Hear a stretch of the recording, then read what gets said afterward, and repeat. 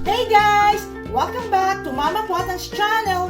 For today's video, I will show you how to cook and simmer the fish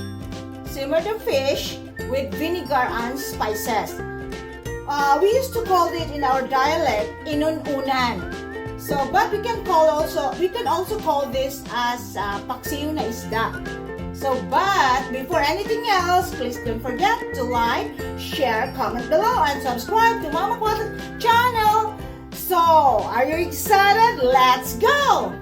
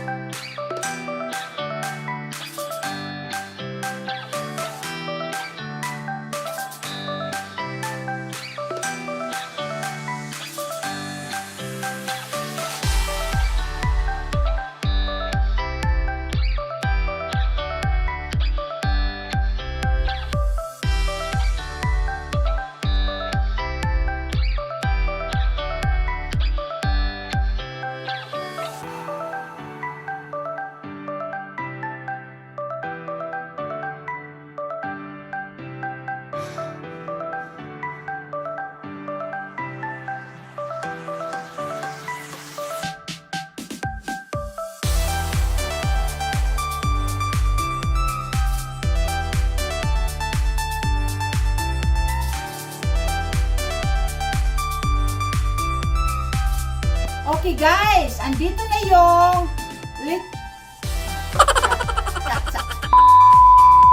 Okay guys, ito na yung inon-unan natin o tawagin natin ito na paksiw na isda or cooking the fish to simmer with vinegar and spices. Guys, this is my way on how to make the paksiw na isda or the inon-unan or the fish that is being cooked and simmered with the vinegar and spices. So, ayan. It's just so simple. So, okay. So, lahat ng mga bisdak, mga bisaya din ha, sa Luzon and Visayas and Mindanao, mga kababayan ko dyan, mga OFW, hindi man OFW. So, ito. Try ninyo tong paksiw na isda o inon-unan sa Bisaya.